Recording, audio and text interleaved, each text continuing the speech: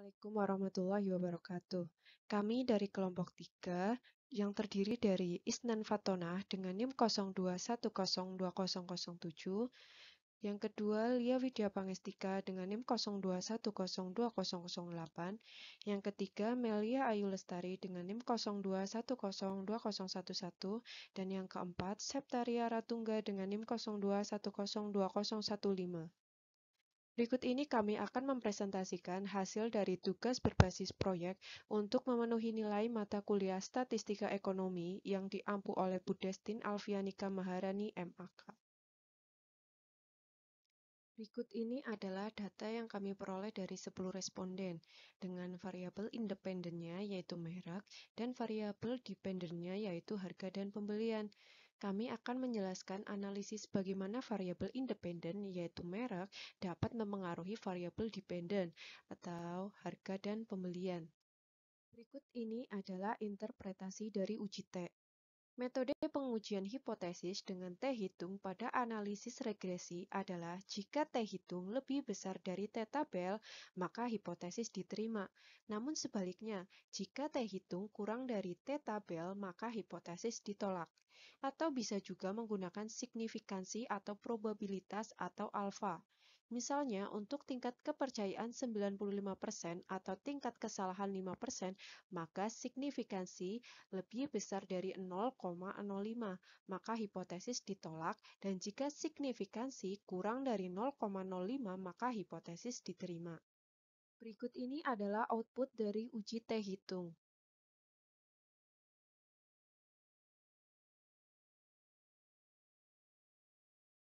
Dapat kita lihat variabel bebas X1 dengan T-hitung 5,028 dan tingkat signifikansi sebesar 0,002, berarti T-hitung lebih besar nilainya dari 0,05 dan signifikansi kurang dari 0,05.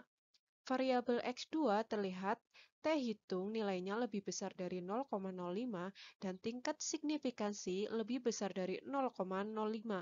Jadi, nilai T-hitung diambil nilai mutlaknya atau nilai absolutnya yaitu sebesar 2,294.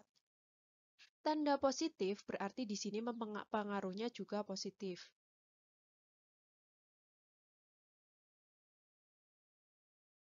Berikut ini adalah interpretasi dari uji F. Dasar pengambilan keputusan uji F berdasarkan nilai signifikansi. Jika nilai signifikansi kurang dari 0,05, maka hipotesis diterima. Maka merek atau X1 dan harga atau X2 secara simultan berpengaruh terhadap pembelian atau Y. Jika nilai signifikansi lebih besar dari 0,05, maka hipotesis ditolak. Maka merek atau X1 dan harga X2 secara simultan tidak berpengaruh terhadap pembelian atau variabel Y. Dan yang kedua, dasar pengambilan keputusan uji F berdasarkan nilai F hitung dengan F tabel. Jika nilai F hitung lebih besar dari F tabel, maka hipotesis diterima. Artinya, merek atau variabel X1 dan harga atau variabel X2 secara simultan berpengaruh terhadap pembelian atau variabel Y. Dan jika nilai F hitung kurang dari F tabel, maka hipotesis ditolak. Artinya, merek atau variabel X1 dan harga atau variabel X2 secara simultan tidak berpengaruh terhadap pembelian atau variabel Y. Berikut ini adalah output dari uji F. Berdasarkan nilai signifikansi, berdasarkan tabel output SPSS di atas, diketahui nilai signifikansi adalah sebesar 0,000. Karena nilai signifikansi 0,000 yaitu kurang dari 0,05, maka dapat disimpulkan bahwa hipotesis diterima, atau dengan kata lain, merek, variabel X1 dan harga variabel X2 secara simultan berpengaruh terhadap pembelian atau variabel Y. Yang kedua, berdasarkan nilai F hitung dengan nilai F tabel. Berdasarkan tabel output SPSS di atas, diketahui nilai F hitung adalah sebesar 32,212. Karena nilai F hitung lebih besar dari F tabel yaitu 4,46, maka dapat disimpulkan bahwa hipotesis diterima, atau dengan kata lain, merek atau variabel X1 dan harga atau variabel X2 secara simultan berpengaruh terhadap pembelian atau variabel Y.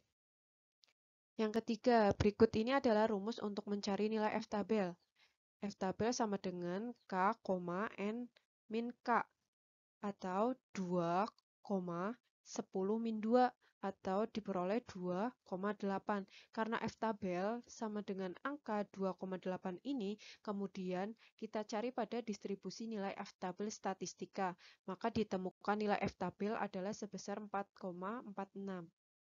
Berikut ini adalah data distribusi dari nilai F tabel. Berikut ini adalah output dari uji normalitas.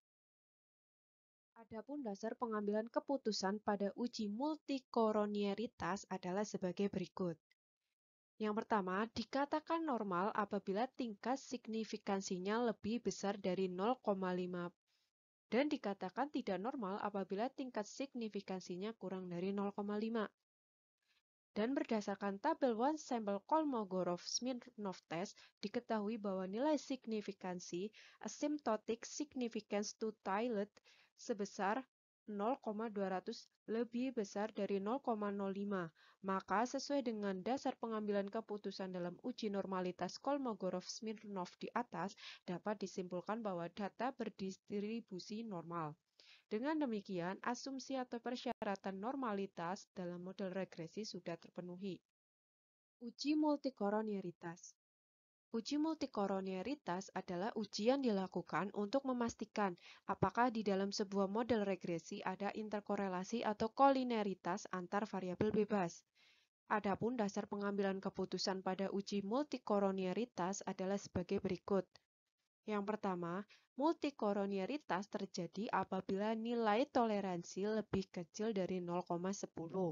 Dan apabila nilai toleransi lebih besar dari 0,10, maka artinya tidak terjadi multikolonialitas.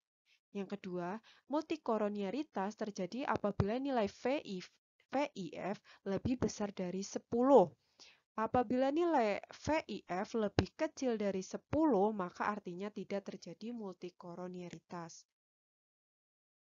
Berdasarkan tabel koefisien pada bagian kolinearity statistik, diketahui nilai toleransi untuk variabel merek X1 dan harga X2 adalah 0,677 lebih besar dari 0,10. Sementara nilai VIF untuk variabel merek X1 dan harga X2 adalah 1,476, kurang dari 10. Maka dapat disimpulkan bahwa tidak terjadi gejala multikolonialitas dalam model regresi. Heterokedastisitas. Kriteria pengujian heterokedastisitas berdasarkan grafik scatter plot adalah sebagai berikut. Hipotesis 0, tidak ada gejala heterokedastisitas apabila tidak ada pola yang jelas, seperti titik-titik menyebar di atas dan di bawah angka 0 pada sumbu Y. Yang kedua, hipotesis A, ada gejala heterokedastisitas apabila ada pola tertentu yang jelas, seperti titik-titik membentuk pola tertentu yang teratur, bergelombang, melebar, kemudian menyempit. Pada grafik scatter di samping, jelas bahwa tidak ada pola tertentu karena titik menyebar tidak beraturan di atas dan di bawah sumbu 0 pada sumbu Y. Maka dapat disimpulkan tidak terdapat gejala heterokedastisitas atau hipotesis 0 diterima. Demikian akhir presentasi dari kami kelompok 3. Semoga bermanfaat untuk kita semua. Terima kasih atas perhatiannya. Kurang lebihnya kami mohon maaf yang sebesar-besarnya. Billahi taufiq wal hidayah. Wassalamualaikum warahmatullahi wabarakatuh.